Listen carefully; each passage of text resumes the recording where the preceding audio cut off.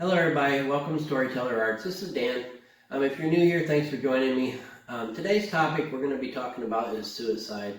It's a very touchy and emotional topic, so this is a trigger warning.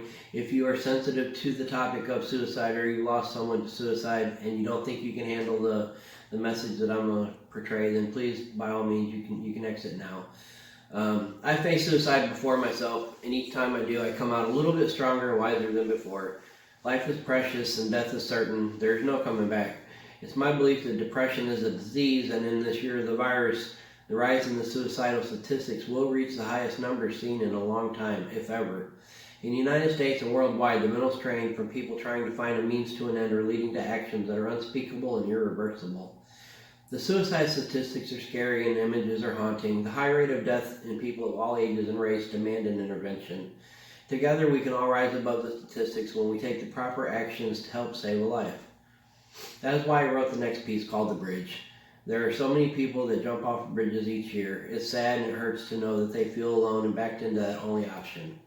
If you or someone you know is facing suicidal thoughts, please seek help in your area and your location. Now I wrote this next piece called The Bridge because I was watching YouTube's one day and I came across video of all the people that have jumped off of the Golden Gate Bridge since it had been built, and it was a staggering number, over 1,000. I can't remember the exact statistics, but it was a lot. And so it got me thinking, and so I sat down and I wrote this piece called The Bridge. Some of you guys know already that I am a published author. I've got 2 different books out. Both of my books are usually dealing with topics that are relevant in society. This particular one is not in either one of them books. This is going to be in a future book, but it is irrelevant, especially today and in the society that we live in with the virus. And I just watched a video the other day about this young kid that died not because of the coronavirus, but because of suicide that was inflicted on him due to the isolation. And it was a big long story, but it basically came from being quarantined, and he couldn't handle it and he ended up killing himself, and it was tragic. So this one is called The Bridge. I was driving through the mountains on a long and winding ridge. That's when I saw her standing there alone upon that bridge. I parked my car right next to her and walked that narrow trail, then came across the bridge that seemed to me was all too frail. The wood was old and crumbled, and the rope was worn and frayed, and every time the wind would gust, the bridge beneath her swayed. She had a blank look on her face and sadness in her eyes. Her hair was loose and flowing as it beat against the skies. She tightly gripped that rope between her nimble little hands. This child of God was lost that day. She took her final stand. I had to fight the fear inside and walk the wooden path, and every time that wind picked up, my breath let out a gasp. She told me, "Don't come closer or I'll jump and surely die." I told her I'll jump with her, and that made her start to cry. "Why would you do that?" she said in shock and rigid as a stone. "Because, my friend, it's my belief no one should die alone." Her knees began to tremble and her breath began to quake. The wind died down, the bridge lay still except a gentle shake. I slowly took one final step and reached out for her hand, then led her back to safety as we reached the solid land. I sat with her for hours and she talked about her pain, the failures and shortcomings that would never leave her brain. I told her that she's not alone and we must all survive the hardships and those pains in life that make us want to die. It only makes us stronger in our hearts when we forgive. The tears like water feed our soul and teach us how to live. Embrace that pain, stand tall and firm, be happy you're alive. Someday that strength you find may help somebody else survive. I lifted up my sleeves and showed her scars upon my wrist from the day I faced my own life when I nearly lost my grip. The tears fell from my face this time. I looked into her eyes. That day returned the pain, the hurt, and now I realize the choices that we make in life are bigger than we see, and all that pain we each must face will shape our destiny. A smile formed upon her face, and now she understands. The path in life that she will choose is always in her hands. She kissed me on the forehead, then I watched her drive away, my mind and heart still racing from the fear I faced that day.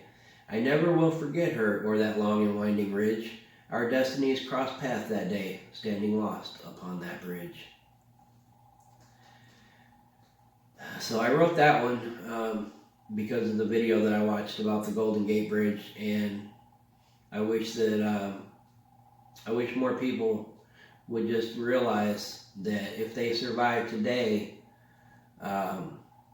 they might have a brighter tomorrow. You know, when it comes to suicidal thoughts and tendencies, the thing that always helped me survive personally is just the simple thought that this is a dot in a long speck of time on my map.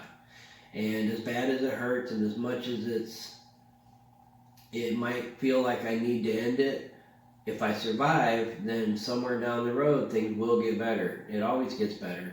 And sometimes it gets worse, but it will turn around and get better also.